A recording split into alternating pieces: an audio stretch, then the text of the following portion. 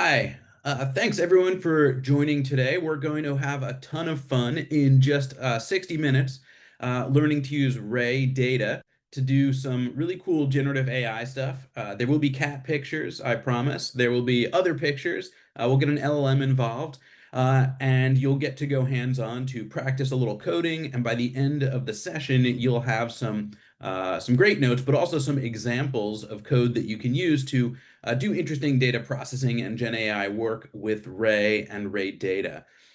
So my name is Adam Brindell. I'm a lead instructor with Anyscale. I'll talk a tiny bit about Ray and Anyscale in a minute, but I want to make sure everybody is comfortable that they have landed in the right place here today.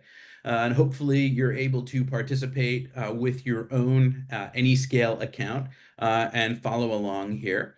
Just a couple of notes I want to make sure I call out from the beginning. There is a Q&A widget in within the Zoom webinar system, and you can use that to ask questions.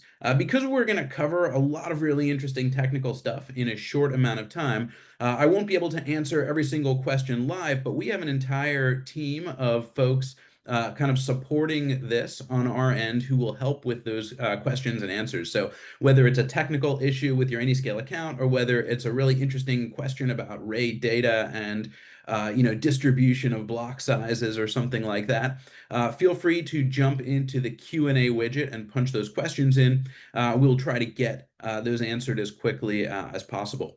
The materials that we're going to be using today, they'll be in your Anyscale account. You'll also get a link in the chat window for the webinar later on in the webinar this morning that will include like a zip file with all of the content. So you'll have a copy of the notebooks and the data you can play around with later. And the last thing I want to mention before we kind of dive right in is if you stick around to the end, we have got, besides some next steps for continuing on your Ray journey with training at Ray Summit, we have a discount code for Ray Summit. And folks that use that discount code this week to register for Ray Summit will be entered in a raffle to get your ticket comp. So you get free Ray Summit, potentially. So stick around to the end. It's not that long, and we're going to do a lot of really cool stuff. So I'm going to switch over here to a screen share where I'm running in the Anyscale environment, and we'll talk about Ray, Anyscale, and AI with Ray data.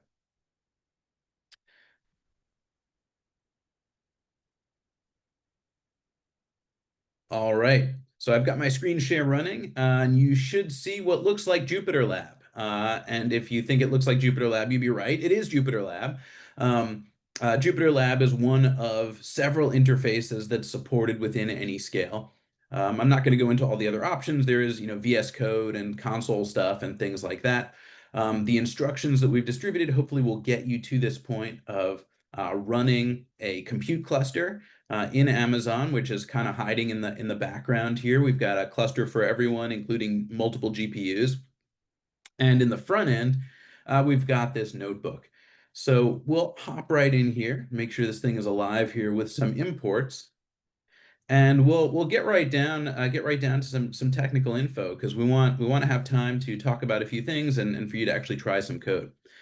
So I know there are some folks here that may be new to Ray. So in a nutshell, what is Ray about? So Ray is a scheduler for building distributed systems. So basically building scale out systems for heavy duty computation, data processing, model training, pretty much anything you might want to use a lot of machines for. And we want to make that as simple as possible. So I've kind of summarized it in some bullets here. It's open source, so you can get and use it for free. It's also open source as in speech, not just beer. So you can get the source code and you can contribute changes, and we'd love if you did that, or even report bugs. If you break something, let us know. The distributed scheduler is a little different from some other ones out there because it supports stateless functions, which Ray calls tasks, as well as long-running stateful processes, which Ray calls actors. So what are long-running stateful processes useful for? Turns out a lot of things. You can have a process that hosts one or more AI models, so you don't have to keep loading it. and then you can process data to perform inference with those models. You can host business logic models or other things and expose services over the web, over gRPC, or just to other pieces of code, or you can build, custom systems. So it's a pretty cool feature. Some additional key features. So Ray was designed from the very beginning to support dependency tracking, so task graphs. In other words, if you have a set of code that has different things that depend on each other, Ray will keep track of that and schedule them as appropriate.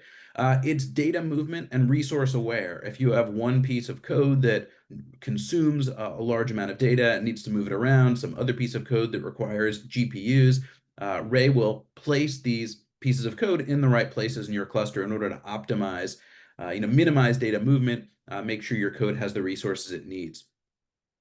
So Ray supports a mix of resource requirements. So instead of just saying, well, we've got a cluster and they're all these same kind of servers, we assume that we may have some nodes that have GPUs, some that have a different kind of GPU, maybe for a different purpose, or other custom hardware. Some may be focused more on I/O, and we can define these resources. We can request them for our code in fractional amounts, and Ray will make sure that all works correctly. There's some additional infrastructure I won't get into today, but you may have heard of. One is an object store. Another one is a thing called a global control service. There's also extra libraries on top of what we call Ray Core to make it easier for doing AI and data processing, and we call those Ray AI libraries. So that includes Ray Data, Ray Train for training models, Ray Tune for tuning models, or just doing kind of hill climbing or optimization for arbitrary code, Ray Serve for producing services, and RLlib for reinforcement learning. So today we're going to be focusing on Ray Data, so a very high-level library to make it easy to do things with data and AI. And underneath the hood is this scheduler engine called Ray Core. And it's exposed to the end user, as you'll see today, through easy Python-based APIs and coding patterns. We're running Ray today on the Anyscale platform. So Anyscale is a firm which develops Ray and produces the Anyscale product. And the Anyscale product is production-ready Ray from day one. So this includes a few things like Developer Central, right? So a multi-node backed IDE for development, advanced observability through Ray.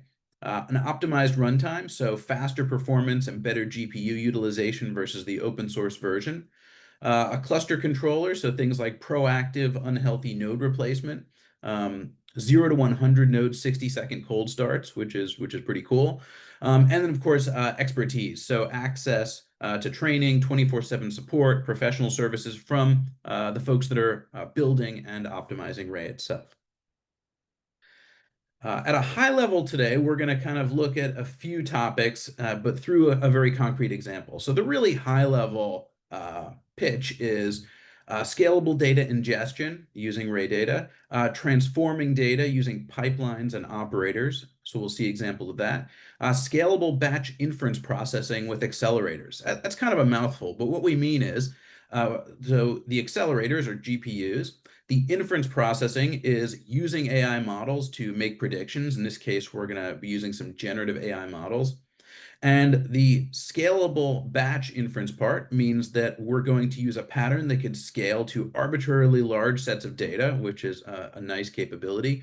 Batch inference means we're going to do inference on a chunk of data at a time and kind of produce outputs through a kind of streaming facility. So this isn't a service where we ask for one record prediction and get one response back. This is a scenario where we have a big pool of data. Well, ours today isn't that big, but it could be really big if we had one.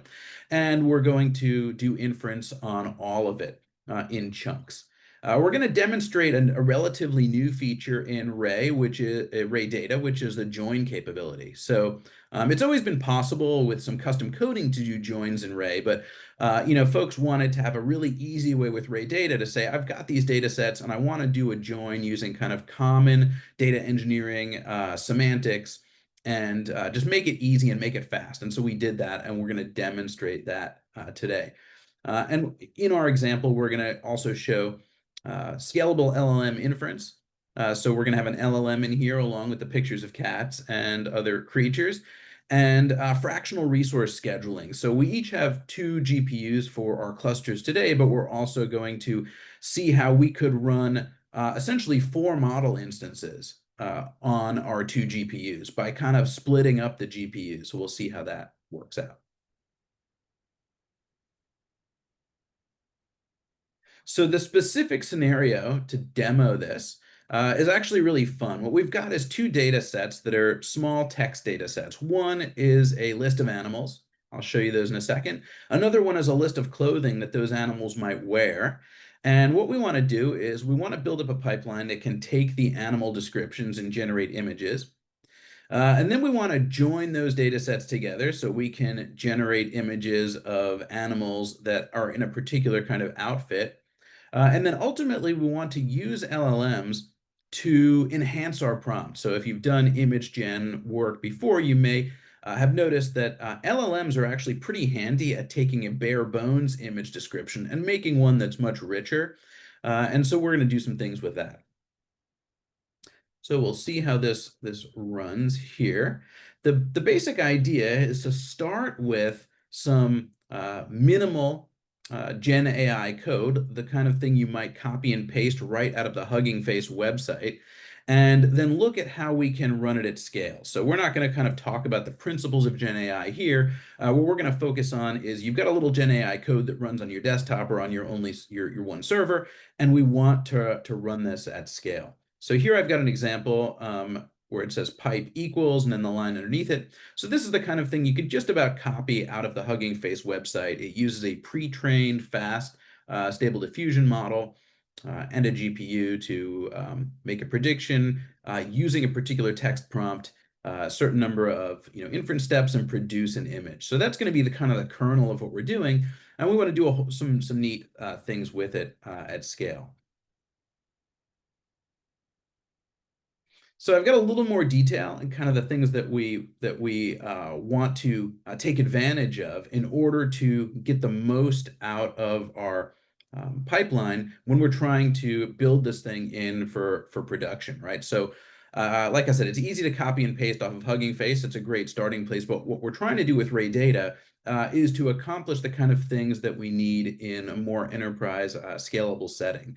So for example, leveraging a scale-out cluster with multiple GPUs. We want to be able to read data using as much of our cluster as is useful. So we want to do parallel scalable reads. And I say as much as is useful because it may not make sense to use every single node in our entire cloud to just to read data. In other words, we might want to read data with some machines and do inference with some other machines in order to maximize the throughput with our pipeline. So Ray Data will do that for us. We want to be able to work with the data in chunks that are large enough to get benefits of scale, right? We don't want to have individual records with a lot of overhead, but we also want small enough chunks that we can get flexible scheduling. So in other words, we don't want to have like one or two big chunks that everything has to wait for. We want to have small chunks that can be scheduled, kind of smoothly through multiple stages in a pipeline. Obviously, we want to put work where the resources make sense. So if we don't need a GPU, we probably don't want to use a GPU node for that work. If we have two different kinds of GPUs, we probably want to use the cheaper ones where we don't need the large ones, that sort of thing. There's a few other bullet points on here. I won't go through every single one, but basically these are the key features that Ray Data brings to our data engineering and data inference pipeline here. And they're all focused on handling really large data sets using a streaming execution model to minimize costs, produce predictable flow with kind of maximum throughput. And then under the hood, there's all kinds of fun tools to make that work. So things like lazy execution and flexible planners. If we do our job right, you won't even need to think about those too much, right? It should just work. Of course, if you're kind of a geek like me, it's fun to learn about those. And I don't know if we'll have a chance to do that today, but maybe at Ray Summit, you'll have a chance to find out how it all works under the hood. So I've got a kind of summary of our agenda here. That's more for your reference as kind of a table of contents. Since we're doing the thing live and we don't have too much time, we're going to dive right into the code. So I have here this set of animals. And you can see this is the beginning of the animal data set. There's an ID number, kind of a row number, and then there's a little description of an animal, also with a particular visual style. So, a watercolor of a bear versus, say, a pencil drawing of a horse, just to give us some fun things to produce images of. Now, since we're doing things scale out here, we need to have some kind of shared storage. So this would be like your blob storage up in the cloud. If you're working with any scale, you also get a bunch of network file system mounts that are kind of very handy and practical for situations like this, where you want to have a real file system that's shared across, say, a cluster. So I'm going to copy my CSV files out to this mount slash cluster storage. So how do I go and grab this data and do something with it using Ray data? So what I'm going to do is I'm going to use the ray.data.read CSV method here, since these are CSVs. If you look in the Ray docs under IO, you'll see that there's a whole bunch of methods that look like read underscore something. So lots of different data formats and physical sources for your data. And the idea is that this will let Ray schedule tasks to consume this data in a scalable, parallel way. If we want to look at a little batch of that data, we can do this .take batch from this Ray data set. So the Ray data set is the abstraction that represents our data pipeline or our data stream. And you can see that the records look like a Python dictionary, where the keys are column or field names, depending on how you want to think about it. And then the values are some kind of a vectorized type, usually a NumPy array with, say, numbers or strings. And you can program against chunks of data or records as Python dictionaries. You'll see what that looks like in just a second. Ray data has some basic methods for data transformation. So we can do things like maybe rename the animal column here to the column called prompt, because this is going to become a prompt for our AI. Now, there are a bunch of APIs in Ray data, but Ray data is not today intended as like a full replacement for all of your other data processing tools that you might use. So the idea is that Ray data can replace some of them, and it does an especially good job of creating the performance that we need for things like AI inference. But for really complicated things, like let's say you've got a 100-line SQL stored procedure somewhere, trying to refactor that for Ray may or may not make sense. So definitely want to keep the tools that you've got, but we want to start replacing the ones with Ray data where it makes sense to get both ease of use and performance for things like AI. So let's take a look at that. So here we've renamed the column. You can just see it shows up as prompt now. And let's get down to bringing up our first AI model. So there's a pattern in Ray data. When you've got this, you can think of this as a stream of data. It's kind of a stream of chunks of data. And we want to do something with those chunks. And the typical pattern for that, especially where there's some expensive state, like a big AI model that we want to use, is an operator in the Ray data API called map batches and a plain old Python class. And those two things are going to play together with Ray to make this work. So first we'll go and define the class. And the class is going to process our data in kind of chunks or batches. So this is a class called ImageGen, because it's going to generate images. It's not too clever of a name there. Here in the constructor, I've got my basic Hugging Face code. You can see we're grabbing a pre-trained model and putting it on our GPU. I've got a business logic method. So this is the thing that actually does the work, and it uses the pipe shortcut from Hugging Face to take prompts and get images. And then I've got this method dunderCall. This is the method where Ray is going to send chunks of data. So my chunks of data are going to show up in here as a batch. The batch is going to look like a Python dictionary, kind of like this. So I can go into that batch and I can pull out the prompt key, or I should say the vector that goes with the prompt key. And I can call my gen image with that, right? Because gen image is already set to take a vector of values. And that's going to produce a set of images. And what I can do is I can just attach those images directly into this batch of data and then let it flow on through the pipeline. So I'm going to do that by assigning those images to an image key in this batch and then returning the batch. So this is my Python code that's going to do the processing. I could put whatever other stuff I might want in here. And then to run or essentially run our Ray data program that does this processing, we're going to start with our animals Ray data set. That's the one we loaded from CSV just before. I'm going to repartition this into two blocks. This is something you probably wouldn't have to do in production, but here my data set is kind of small. It's so small that Ray is probably going to look at it and just use one block. And I have two GPUs, so I want to split this up. I'm going to manually have Ray make at least two blocks out of this. I'm going to rename the column like we did before. I'm going to make my call into map batches. I'm going to specify my Python processing class.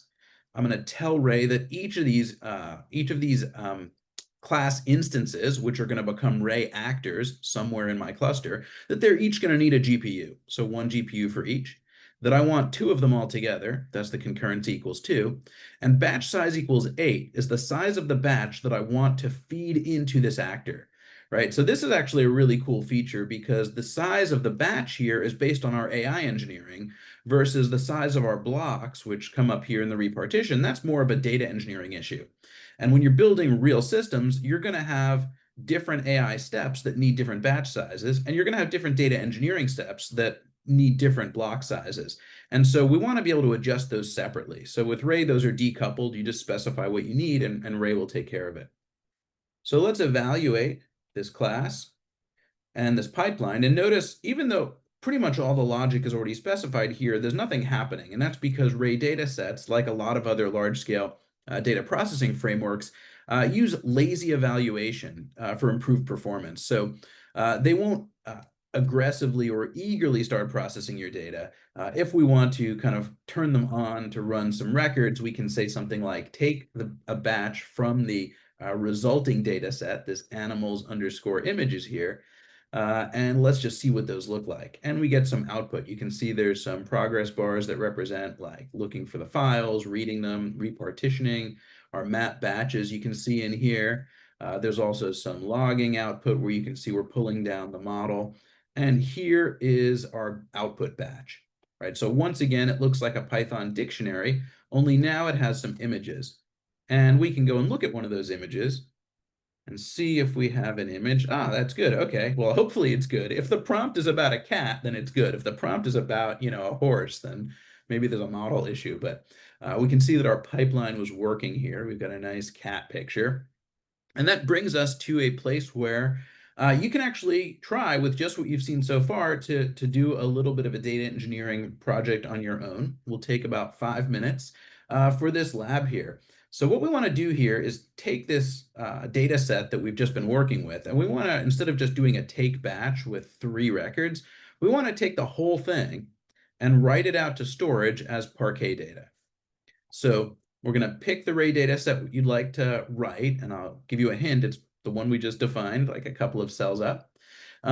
Take a look in the Ray docs here. I've got a link to the IO and find a suitable write API. I'll give you a hint. It's going to have write in the name, and since we want to do Parquet, it's going to have Parquet in the name also.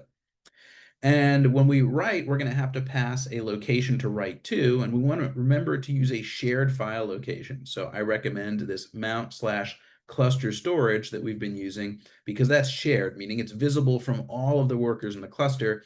So that will work. So what I'm going to do is I'm going to bring up a little Google timer on the screen here for 5 minutes, and you can give this a shot, and then we'll see where we get to.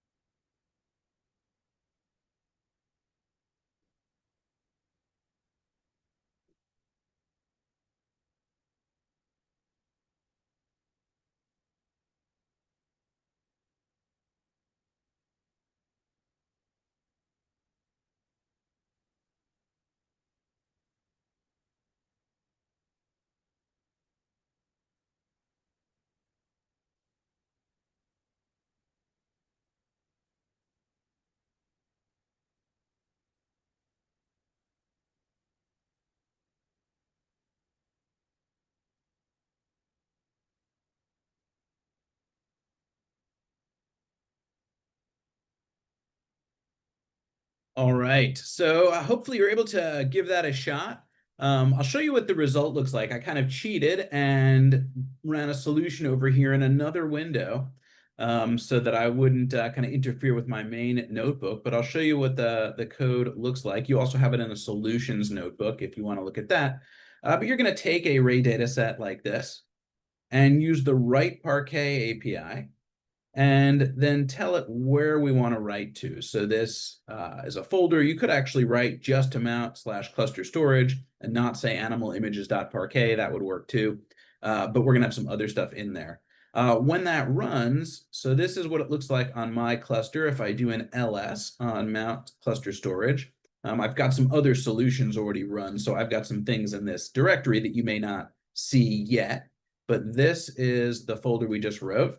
And we can look in there if we go,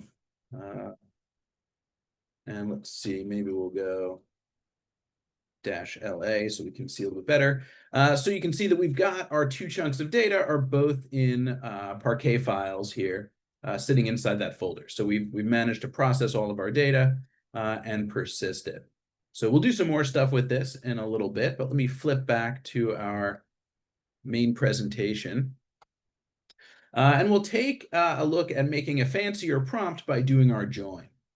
So the next thing we're going to do is we're going to use our outfits file. So this is already in the mount/cluster storage because we copied it before. You can see there's a record number and then there's a color and some kind of clothing item. So like a yellow sweater or an orange bow tie, this sort of thing. And we're going to make array data set that represents these records using the same API we did before. And now we're going to do our join. And this is a similar join pattern to things that you've probably seen in other APIs. We're going to have one data set. We're going to call .join on it. We're going to specify the other data set. And then we can have parameters about how that join operates. So like an inner join. And there's a bunch of other parameters you can specify that are in the array docs if you want to look at your join options. But here we're doing kind of a basic inner join. And we'll split this into a few pieces. And we'll look at a batch of that to kind of make sure it's behaving the way we want. So here we've got our ID, we've got our animal, and we've got our outfit. And this is kind of what we expected from kind of a basic join, right? So this is our key. Basically, it's our join key. And then we've got the records from the two different data sets. Now, how do we actually merge these things together, though, into a single prompt, right? Because what we want is like a watercolor painting of a dog in a red scarf, right? So we have the two pieces of data in the array data set, but how do we make a single value out of these? So there's a lot of things, that kind of are parallel ideas in terms of implementing business logic, right? We have different values. We want to do something with them. Now, in this case, we need a little custom logic. You can probably already guess what it's going to look like. If you've kind of looked down the page, it's going to look something like the animal and some string like wearing a, and then maybe the outfit. And what we want to learn how to do here is how to connect Ray to this custom logic, right? And the way we're going to do it is with our map batches operator again. But this map batches is simpler. And the reason it's simpler is that we don't have any big expensive state that we need Ray to keep around. In other words, there's no big AI model here that we want to make sure we can reuse or that needs to go on a GPU. We just have a little bit of logic. And if we have just a little bit of logic and it's stateless like this, we can do a map batches with just the function name. So our function here is called expand prompt. And it's a plain old Python function that implements our logic. And the only thing we have to kind of pay attention to for Ray is that when we do map batches, our data is going to show up as a batch. And remember, the batch is going to look like a Python dictionary like this. So we're going to want to index into, say, the animal key, which is going to get us this array. And because these are arrays, we can do vectorized operations, right? So really what we're doing here, this almost looks like it's a value by value operation, but this is actually a vector, and this is a vector, and we're using NumPy's vectorized operations, so these can be kind of done all in one operation, potentially all in parallel or all in one cycle, depending on how the data lines up, that whether that actually works out. But NumPy takes care of that for us. We're going to assign that to a new value in the batch and return the batch. And you can see what that looks like. So at each step, you can see that I'm doing a little take batch to kind of see whether my code is working. And this is a fun way to interactively develop with Ray. You can look a little piece at a time and see if it's doing what you want. So I've got my animal here, my outfit, and then my prompt. So a watercolor painting of a cat wearing a red scarf. All right, so that's getting me pretty much what I want. And now, if I want to generate images with these fancier prompts, I can just put these operations all into a single pipeline. So I have my animals in outfits data set. This is what I just was working on. I'm going to do a map batches to expand the prompt or combine these columns to generate the more enhanced prompt here. So I'm just taking what I previously wrote as kind of an interactive test code, and I'm plugging it into kind of a full-scale pipeline. So our data set, map batches with the expand prompt function, and then another map batches to generate the images. We can reuse our image gen actor definition. We'll specify a batch size. This might actually be a little on the big side. It'll work, but might be pushing it a little for today. We're going to have two of those, and each will require a GPU. Once again, lazy evaluation. So we've written this program, but it hasn't actually run our data through the pipeline yet. We'll give a little poke here by saying take batch with 3 records and get it to generate some images, and we'll see whether our cat shows up with a red scarf or not. You may see some things that look kind of like errors in the trace here. We don't have time to get into why that's going on today, but those are not actually fatal issues. There's some internal things going on. So it looks like we've got some images, and we can see what they look like. So here's the prompt, and there's the cat with the red scarf. Not too bad. Not too bad.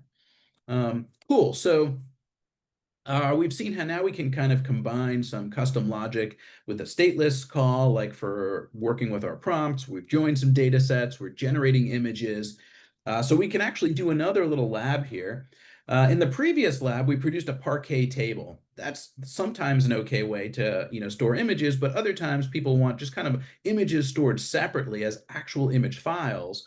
And maybe just the metadata and other stuff in Parquet, or maybe they don't need that other data at all. They actually just want the images. So let's go and try using Ray Datasets Write Images API to generate all these images with the animals and their clothing and write them out as images to a folder. And I've got a couple hints here. So the API, and then remember your NumPy array is going to contain a pill image. And so we may need to convert that back into a NumPy array. And you can do that by just passing your pill image to the NumPy array constructor, if that makes sense. In other words, you have a pill image, you want a NumPy array directly in your Ray dataset, because that's what Ray data wants when it does write images. And you can use this to convert one of those records. So you can give this a shot. We'll take another 5 minutes for this and see where we can get to here.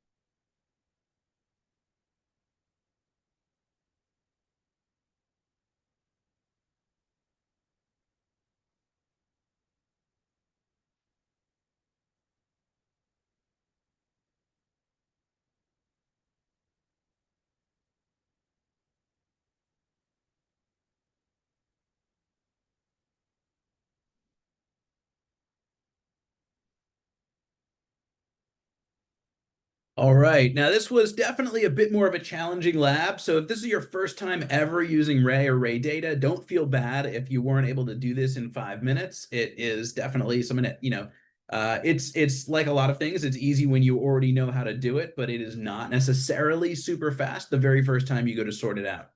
I'll show you what the solution looks like and the output, again, using my other kind of window that I'm borrowing over here. So the basic pipeline is going to look like animal images or the dressed images. I've got an example below that does that. And then the thing is that you want to use this dot write images. And we can see that that's going to go in some folder, and the column in the data set is called image. We can see that up above from our take batch. Really the challenge in this lab is the piece in the middle, right? We have this hint that says we need to get from pill images, sitting image column, to NumPy arrays. And whenever we need to change something in a data set, like usually the place to go is map batches. Not always, there's some other situations, but map batches is a pretty solid choice. So we're going to do this map batches, and we're going to write a little helper function called image to array. And once again, this is kind of stateless, doesn't involve any fancy models or anything. So it's just a plain old function. It's going to take a batch. It's going to say for each image in that batch's image column, we're going to pass it to np.array. That's that hint where you can turn a pill image to a NumPy array just by calling this kind of constructor expression here. And we'll collect those, and we'll stick that back onto the batch as image. Now, you might also notice we've overwritten the image column in the batch. You're allowed to do that. You don't have to do it, but Ray data is pretty flexible. You can do a lot with these map batches. You can overwrite columns. You can change cardinality of your batch. You can add new columns. So there's a lot of flexibility there so that you can, focus on your code and not, focus on just accommodating Ray. Over here in my cluster storage, actually, I'll go back up to here. You can see there's an animals images folder. You should have something like that. In there are the images. For time reasons, I'm not going to pull out the images and show that they really do work. Maybe at the end we can do that if we have time, but they do work. And there are ping images. I think they're either ping images or JPEGs. I actually don't remember the default, but they end up in that folder. So the next thing we want to do, since we're trying to see how much interesting AI we can pack into a single Ray data project in 1 hour, we're going to bring in an LLM, and we're going to use the LLM to do a couple things. It's going to expand the prompt, and we're going to expand the prompt to not just make it fancier, but to add a characteristic of like a season of the year.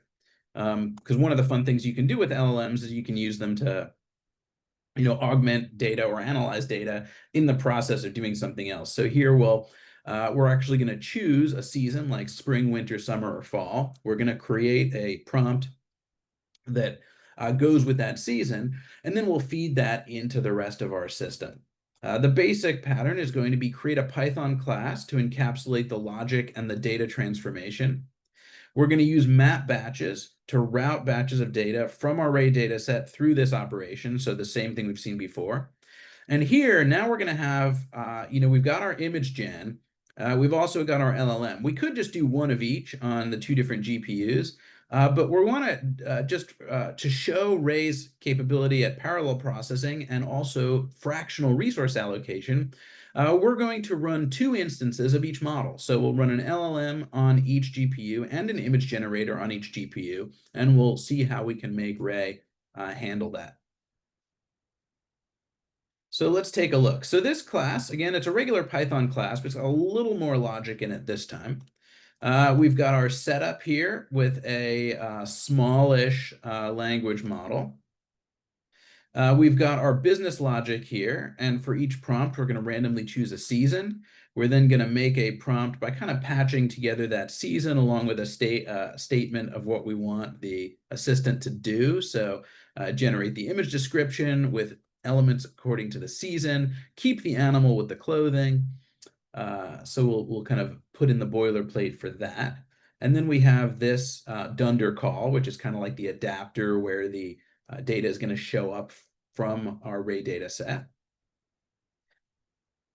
So the flow here is really just the same thing that we did before, only this is an LLM pattern, and it's again kind of code you could copy directly off of Hugging Face. There's nothing super complicated here. And our pipeline is going to look like this. So we're going to take our animals in outfits data set, which we've already got. We're going to do a map batches to expand the prompt. That's the piece before that combines the two columns, the animals and the outfits, into a single prompt. Then we're going to do our map batches with this enhancer class, the one I've just defined. It's going to be a pretty small batch size, mainly to save memory. We're going to have two of these because we want to see if we can demonstrate two. And we're going to say that each of these gets 0.6 of a GPU. So I'll admit it's a little challenging because these are not the hugest GPUs in the world to pack both an LLM and the data and the image gen and the data for that all into a GPU. But this should just about work. We'll give zero point 0.6 of each GPU to the enhancer. We'll do a similar thing with image gen with a batch size a little smaller than what we saw before, again, to save memory. We'll give that thing zero point 0.4 of one of our A10G GPUs. And we'll see if we can get this to work. So this should spin up. It'll do the data engineering piece that we saw before, like the map batches to combine the prompt. But then it's going to have these map batches for two instances of two models and two instances of each. We'll see if we can get all of this working. You can see there's some data coming down from Hugging Face. And we've got some warnings about how we're handling our prompts. That's okay. Don't worry about the end of text tokens that are popping out here. Let's just cruise down here. And I think we're in good shape. So let's see what we've got. Our first prompt, you can see the LLM is really getting fancy here. A serene scene of a cat on a wooden bench, a cool autumn breeze surrounded by leaves. So here's the autumn part. We've got the bright red scarf. Let's see, how does the picture look? Oh, that's pretty sweet, I have to say. So, there's a little problem with the eyes there. If you look close, there's some issues with the cat's eyes, but overall, I think we're doing okay. Um, so that's pretty cool, right? We put a whole lot together in a very small amount of code. Let's see, I'll scroll back here just for a second so we can see that code again. Right, there's really, maybe altogether we've got maybe 30 lines of code, something like that, probably not even that much. And that includes the logic here. So we've got the image gen, we've got the LLM, we've got our consuming the data from CSV, we've got our joining the data, our expanding the prompt, and we're using Ray to guarantee that we can actually scale this. So it's not just a toy example. And we just about have time for one last lab we're going to try and squeeze in here. For this lab, we're not implementing any complicated new logic. That would be a little too much. What we want to do is see that we can take the previous class where I hard-coded the model name, and we can parameterize it so that we can pass in the model name and the column that contains the prompt. Because that's the kind of thing you need to do in real life, is you need to parameterize these components so you can reuse them and place those configurations somewhere else.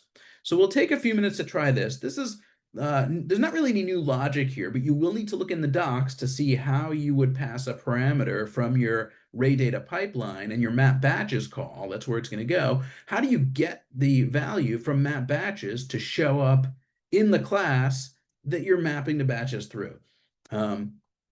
So that's in the map batches docs. I'll tell you exactly where to look for it. See if you can update the enhancer class and the pipeline to do that.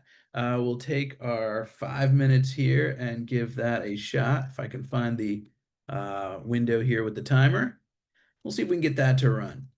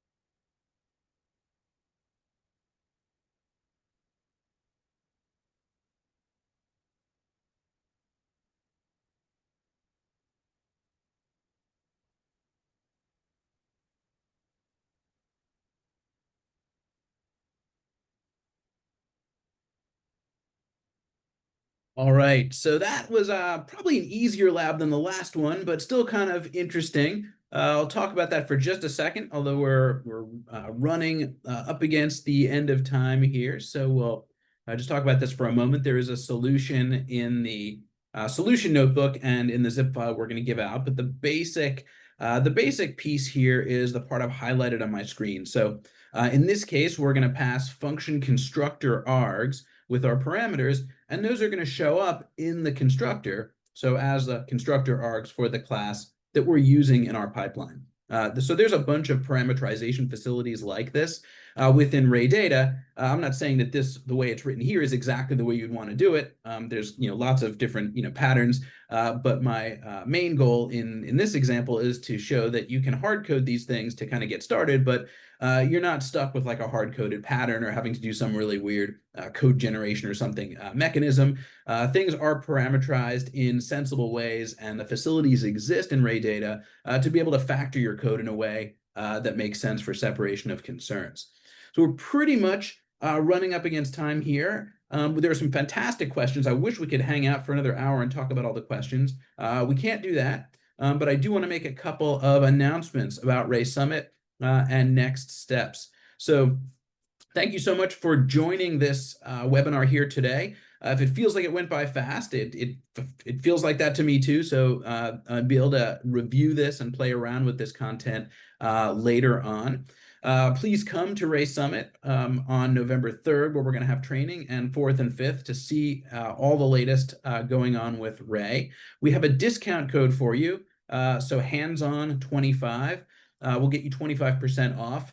Everyone who registers for Ray Summit using that discount code this week will be entered in a raffle to get your Ray Summit ticket comped. So you may get free Ray Summit in addition or instead of your 25% off. Everybody will get 25% off using this code. On the training day, we're going to have 6 sessions, 3 in the morning and 3 in the afternoon. You can review these on the Ray Summit website, but these are the sessions. I'll be running 2 of these, and actually 3 fantastic colleagues of mine at Scale will be running the other one. So you'll have a great experience no matter which topics you decide to attend for training. And the very last thing I'll recommend is when you're done working here today, there's a terminate button in the upper right that will terminate your cluster. If you do that, you'll save yourself a bunch of credits and money. If you leave your cluster running, it may eventually terminate by itself, but you'll be paying for that. You can save credits and save money in your account by clicking terminate. It will preserve your state, your notebooks, and everything will be there when you start it back up, but you won't be paying for those GPUs. So thanks again, and I hope to see everybody here at Ray Summit in a little over a month. Thanks so much.